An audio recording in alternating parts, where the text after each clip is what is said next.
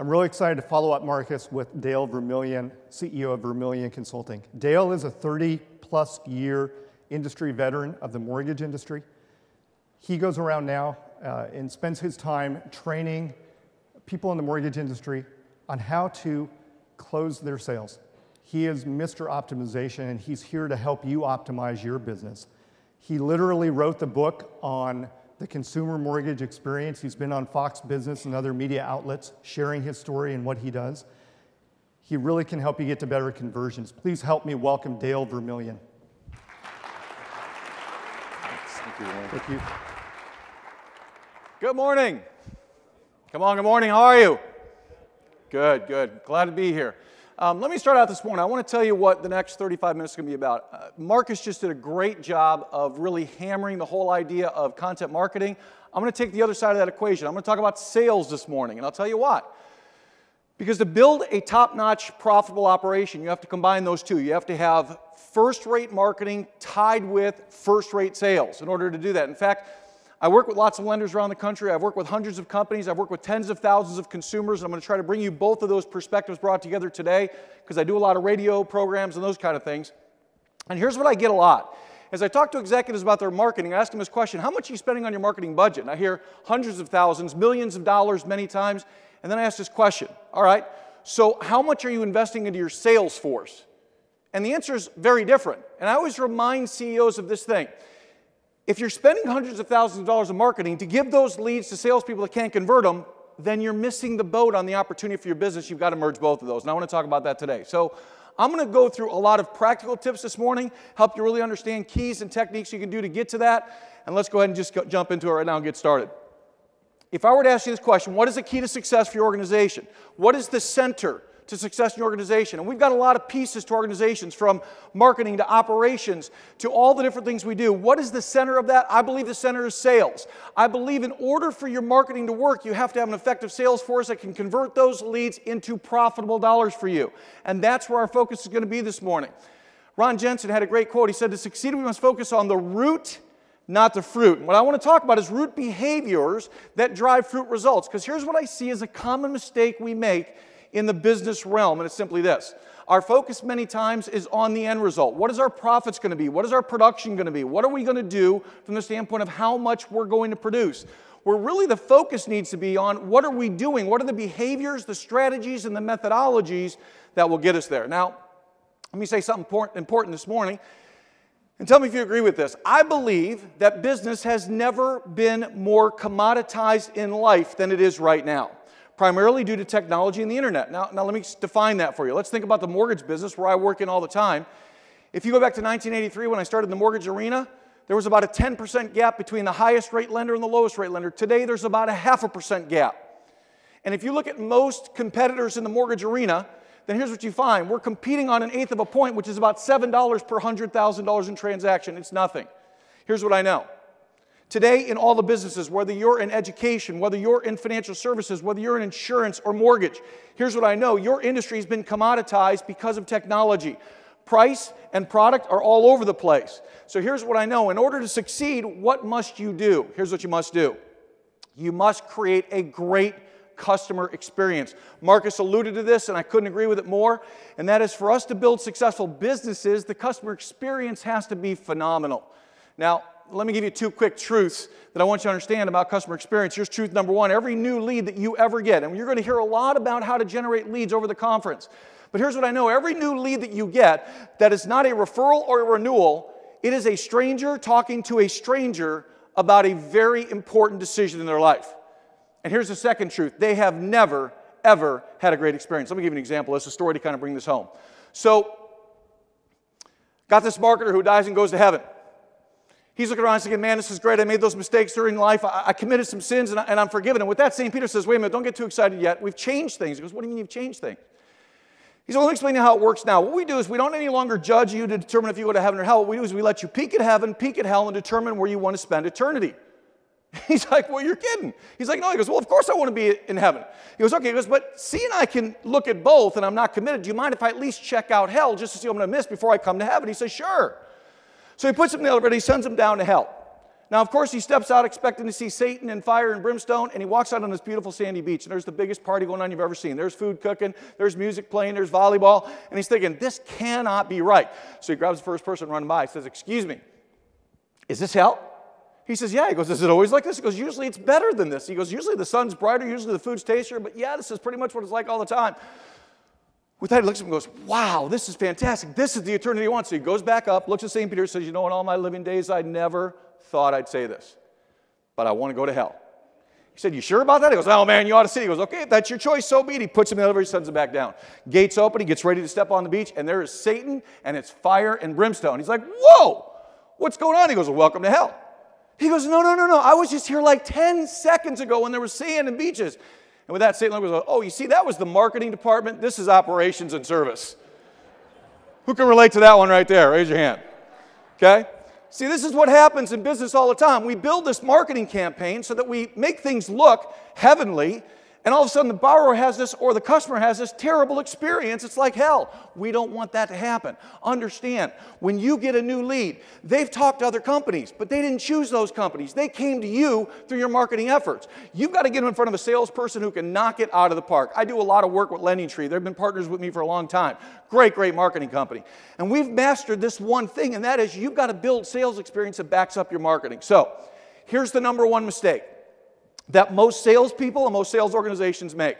We are transactional versus relational. What I mean by that is we're about closing the transaction instead of building the long-term relationship. Marcus said the key word earlier, trust. You have to build trust. Everybody say trust. Say that. Well, it's not just trust you've got to build. You've actually got to go beyond that. So here's what I believe. And I believe in a sales approach that simply goes like this. Everybody say, I am second. Say that. Come on, say it loud. I am second. The louder you are, the better I am. It's I am second mentality. Now, what does that mean? Here's what it means. We put our customers before ourselves.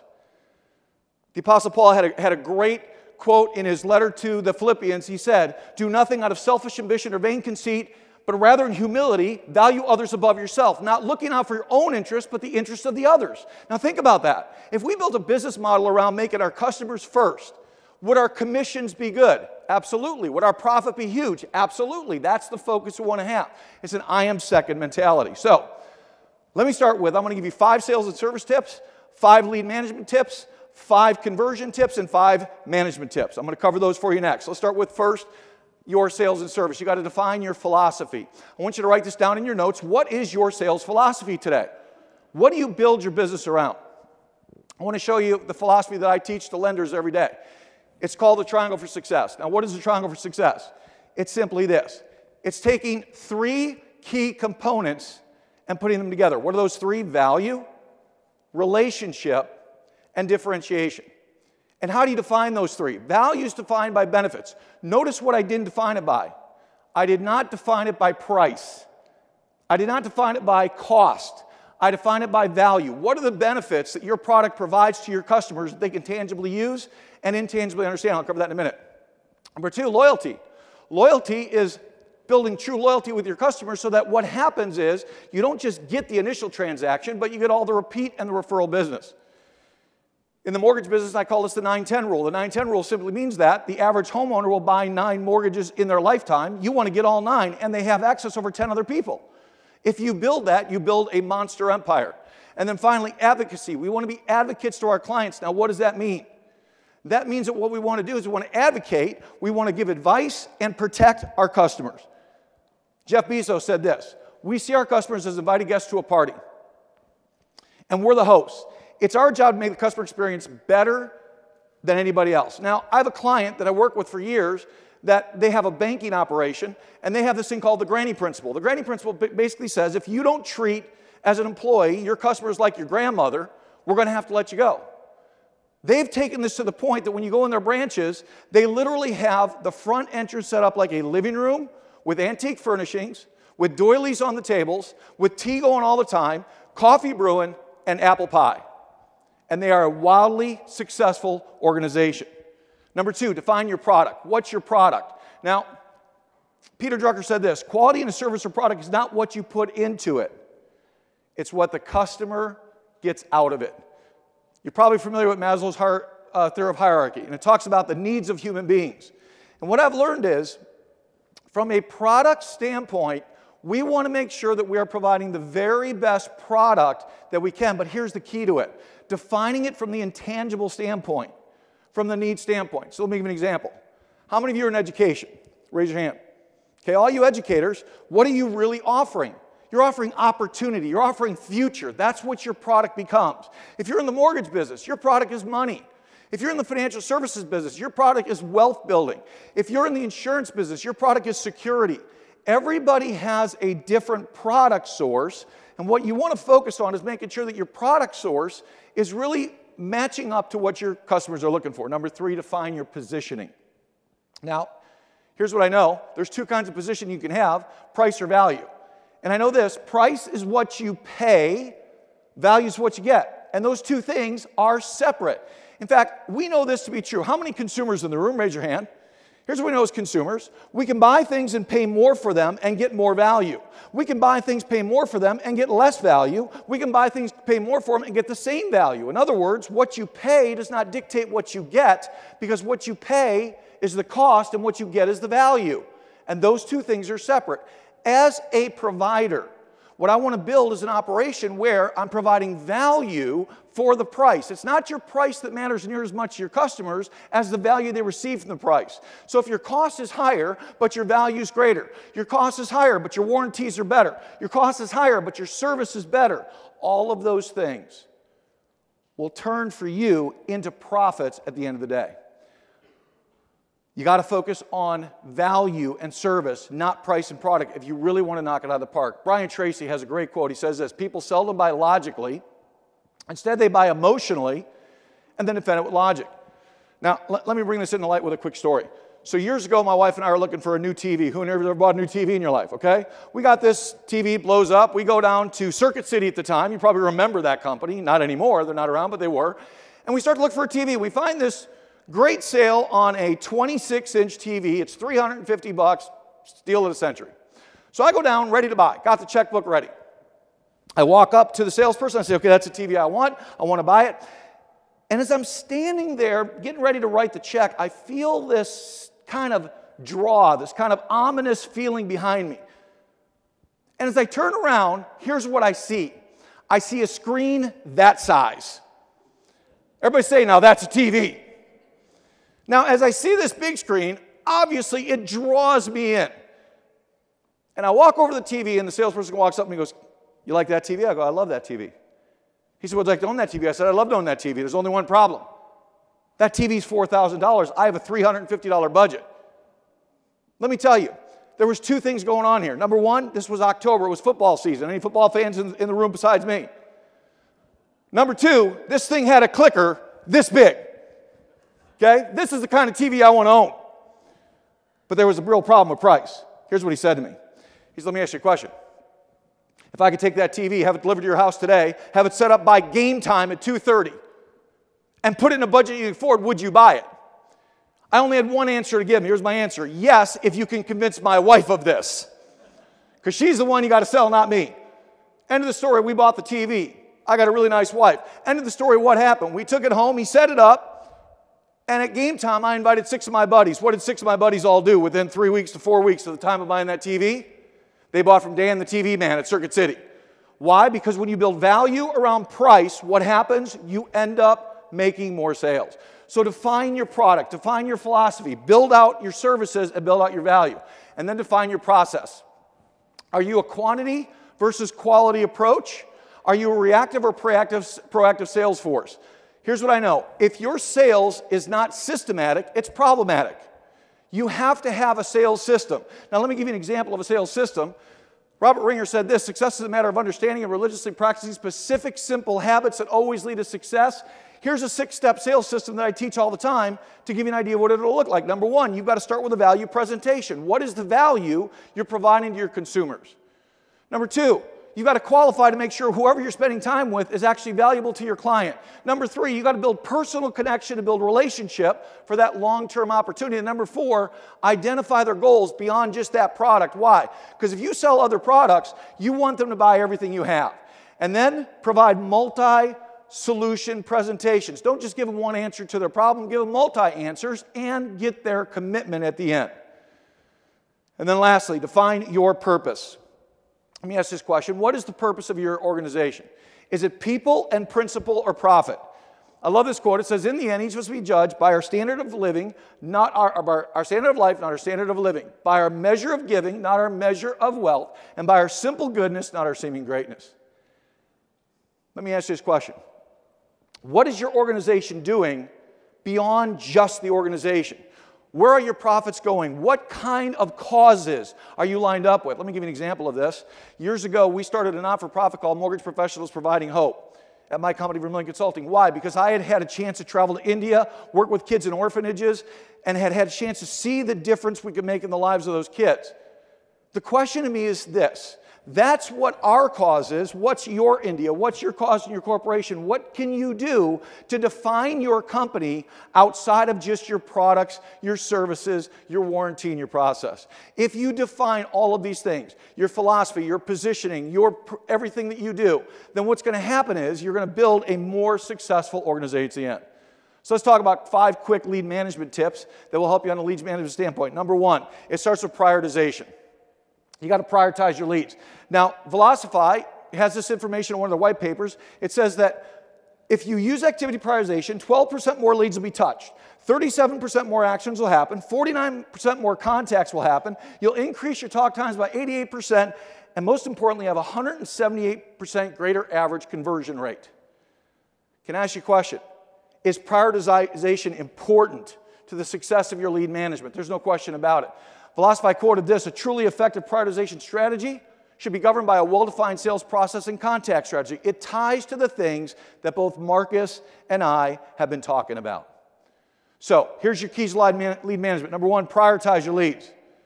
Then make sure you optimize your call times. When is the best time that your clients are available for your services? Identify those, figure them out, build call blocks around that, and then here's a key thing, impose time limits. Don't let your people have leads for more time than makes sense. If you want to impose a 24-hour time limit on leads, do it. And if they're not converted in 24 hours, take those leads back, recycle them, redistribute them to other salespeople in your force so you're maximizing every lead you possibly can. And then remember to develop future opportunities. Anybody you can't help today, it doesn't mean you can't help them in the future. Always take your leads and look at future optimization. If I'm optimizing today, but they don't qualify today, how can I build an opportunity for the future so I'm always getting the best out of every lead buy that I make? Then let's talk for a minute about telesales tips. I'm going to give you 5 quick telesales tips for telemarketing or teleselling to your leads. Number 1, understand this, that communication is key. The Morabian formula, which was Professor Morabi at Marquette University, found this out when he did a study on communication. 7% of communication is words, 38% is tone, 55% is body language. So when you're managing your sales forces to really convert your leads, you've got to make sure their tone is outstanding. The key to that is making sure their body language is proper. I've been around over 1 million loan officers in the mortgage business. Here's what I found. Top producers always look the same when you walk in their office. They're attentive, they're standing many times, they're walking, they're creating energy, they're excited, they're smiling, they're enthusiastic. Makes a huge difference in your conversion rates. Then number 2, be prepared. Have your salespeople practice. Write that down. That is so critical because if you fail to prepare, you prepare to fail. Have them practice in the morning. Have them take some cuts. If you do that, you're going to win in a big way. I want to tell you a quick story. And I'm going to come down. I can see why Marcus did this. I hate being this far away from you guys, so I'm going to come down here by you. Everybody repeat after me. Say Slava Murphy. Say that. Come on, say Slava Murphy. Say that. They go, what the heck is Slava Murphy? Let me tell you, I was a baseball coach. Marcus mentioned this. I coached Little League Baseball when my kids were growing up. And we used to have this thing we used to do during the drafts. Okay, we're drafting 8 and 9-year-olds, and we used to, get through the first 3 rounds where it was all the good players, and all the rest were just kids. So we come up with interesting names that we'd pick when we looked at ways we wanted to bring kids on our teams. So I'm looking at the roles one day, and I see this name Slava Murphy. And I'm thinking to myself, okay, that's a Ukrainian Irishman. Hello, Bruce. And I'm thinking, I got to get this kid. So I bring Slava on. He comes to the first practice. I sit down and I go, Slava, tell me about your name. He said, well, I'm from the Ukraine. I got adopted by the Murphys, so now I'm a Ukrainian Irishman. I said, great. What do you know about baseball? He said, nothing. I said, okay, have you ever seen a baseball? He said, no. I said, have you ever held a baseball? He said, no. I said, so why are you on the baseball team? Here was his answer. He said, because I just want to play, coach. Who can work with a kid like that? Raise your hand. Okay, I'm with you on that. So I said, okay, I'm going to make this kid a baseball player. So for 7 games in a row, Slava went 0 for 7 games. Never hit a ball, never touched a ball, never even came close to a ball, no matter how much we practiced him. I finally made the decision. This is it. We're going to make Slava a baseball player. If there's one thing I could teach hitting. So I took Slava one night after practice. I said, we're going to stay here till you hit baseballs. And I started throwing him pitches after pitches after pitches after pitches. And he was practicing. He kept missing, kept missing. Finally, I did what any good coach would do. I threw one right at his forehead. Now, all you moms, don't get nervous. It was a soft one. I wasn't going to hurt him. But here's what I knew. He either hit the ball hit him. And sure enough, out of self-preservation, what happened? He did a tomahawk. He hit that thing about 300 feet. And his eyeballs got about this big. I said, Slava, that's what you got to do. Imagine the ball's coming at you. The next day, at the game, we let him lead off. We gave him the honor position. First swing, he missed by this much. Second swing, he missed by this much. I walked over, called timeout, said, Slava, next one's coming at your head. Hit it. The next ball came at his head. Sure enough, he hit it. It went all the way to the fence. There was only one problem. He just stood there and looked at it. We forgot to tell him he was supposed to run. This is a true story. Slava Murphy got 3 votes for the All-Star team at the end of the season. You know why? He went on a tear after that. Once he hit the ball and he realized that just enough practice will get you there, he practiced to become the best he could be, and he became a very good player. Here's my question. How much does your sales force practice? How prepared are they for those calls that come in? How much are they spending time to convert your leads to make them work? You're spending all this money on marketing. Don't give it to people who can't handle it. Make sure you're giving those leads to people that can convert them for you, so make sure you prepare.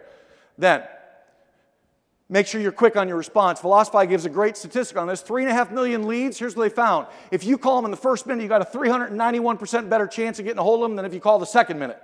That's huge. And then call attempts. Most conversions don't happen until the 6th call attempt. The problem is most salespeople only call 3 times.